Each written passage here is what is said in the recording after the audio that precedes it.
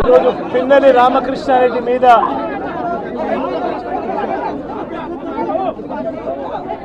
తన మీద ఏకంగా 307 అంటే అటెంప్ట్ టు మర్డర్ లాంటి కేసులు పెట్టి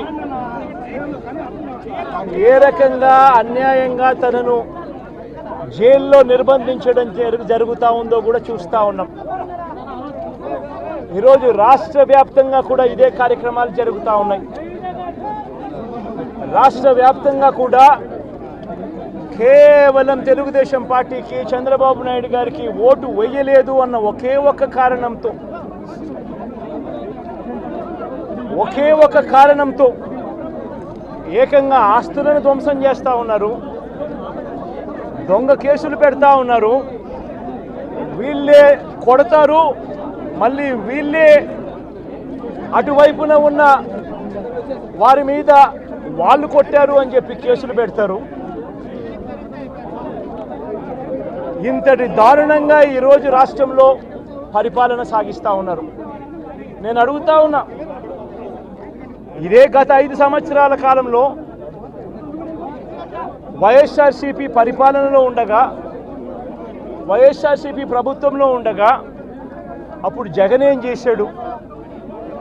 కులం చూడలేదు, మతం చూడలేదు, ప్రాంతం చూడలేదు, చివరికి ఏ పార్టీకి ఓటు వేశారన్నది కూడా చూడకుండా ప్రతి పథకము ప్రతి మనిషి కూడా అర్హత అన్నది మాత్రమే ప్రామాణికంగా తీసుకుని ప్రతి ఇంటికి డోర్ డెలివరీ చేసిన ప్రభుత్వం వైఎస్ఆర్సీపీ ప్రభుత్వందైతే, జగన్మోహన్ రెడ్డి ప్రభుత్వందైతే ఈరోజు కేవలం తెలుగుదేశం పార్టీకి ఓటు వేయలేదని, కేవలం చంద్రబాబు నాయుడు గారికి ఓటు వేయలేదని, కేవలం ఓటు వేయలేదన్న ఒక్క కారణంతో ఆస్తులు ధ్వంసం చేస్తూ ఉన్నారు, మనుషులను కొడతా ఉన్నారు, కొట్టి మరి కేసులు పెడతా ఉన్నారు.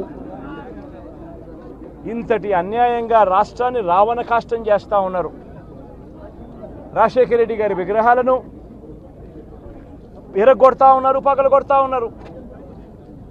ఇవన్నీ ఏదైతే చేస్తూ ఉన్నారో ఇవన్నీ కూడా శిశుపాలుని పాపాల మాదిరిగా ఇవన్నీ కూడా పాపాలు పండుతాయి.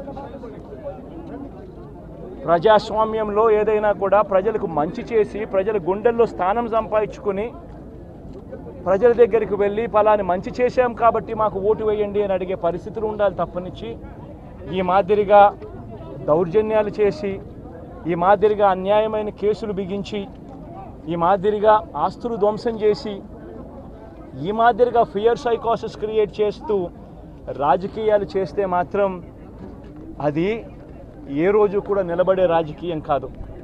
తాత్కాలిక మేలేదైనా జరుగుతుందేమో తప్పనిచ్చి తర్వాత ఓటు వేసేటప్పుడు మాత్రం ప్రజలు ఇవన్నీ కూడా ఖచ్చితంగా గుర్తుపెట్టుకొని లెక్క జమ చేసి చంద్రబాబు నాయుడు గారికి గట్టిగా బుద్ధి చెప్పే పరిస్థితులు రోజులు కూడా తొందరలోనే ఉన్నాయని కూడా ఈ సందర్భంగా చంద్రబాబు నాయుడు గారిలో మార్పు రావాలని సందర్భంగా కూడా తెలియజేస్తా ఉన్నా.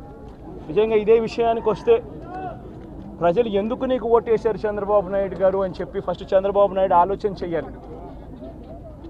ఒకవైపున వైఎస్ఆర్ కాంగ్రెస్ పార్టీ ప్రజల్లో వ్యతిరేకత వల్ల ఓడిపోలేదు, ప్రజలకు మంచి చేసి ప్రజలకు మంచి చేసి వైఎస్ఆర్ కాంగ్రెస్ పార్టీ ఓడిపోయింది. ఎందుకు ఓడిపోయింది అని అంటే చంద్రబాబు నాయుడు చేసిన మోసపూరిత హామీలకు ప్రజలు కాస్తో కూస్తో కొద్దిగా ఇదే ఆ 10% కాస్త అటువైపున షిఫ్ట్ అయ్యి చంద్రబాబు నాయుడు గారు అధికారంలోకి వచ్చిన పరిస్థితులు. మరి చంద్రబాబు నాయుడు అధికారంలోకి వచ్చిన తర్వాత ఈరోజు రైతులకు తాను ఇస్తానన్న రైతు భరోసా 20,000 రూపాయలు ప్రతి రైతన్నకి ఇస్తానన్నాడు. వ్యవసాయం స్టార్ట్ అయింది, ఖరీఫ్ మొదలైంది, పంటలు వేగంగా వేస్తూ ఉన్నారు రైతన్నలు. ఇంతవరకు రైతు భరోసా 10,000-20,000 రూపాయలు ఇస్తానన్న దానికి అతి గతి లేదు. బడులు మొదలయ్యాయి. అమ్మఒడి కింద జగన్ 15,000 ఇస్తాను అని అంటే కాదు చంద్రబాబు నాయుడు వస్తే ఎంతమంది పిల్లలు ఉంటే అంతమందికి ఇస్తాడు, ప్రతి ఒక్కరికి 15,000 ఇస్తాడు అని చెప్పారు.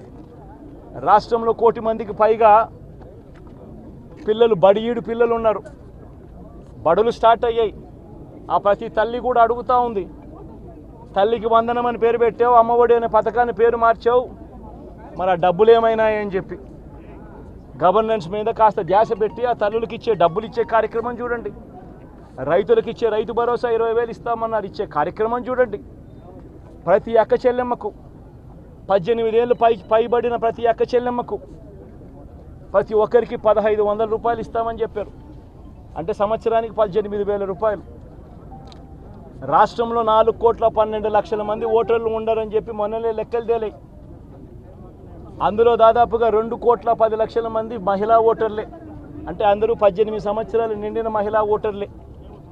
మరి 2,10,00,000 మంది ఈ మహిళా ఓటర్లందరూ కూడా 18 ఏళ్ళు నిండిన ఈ మహిళా ఓటర్లందరూ కూడా వీళ్ళందరూ కూడా ఈరోజు అడుగుతూ ఉన్నారు, 1,500 రూపాయలు ప్రతి నెల ఇస్తానన్నావు, ఏమైంది ఈ 1,500 రూపాయలు ఇచ్చే కార్యక్రమాలు అని చెప్పి అడుగుతూ ఉన్నారు.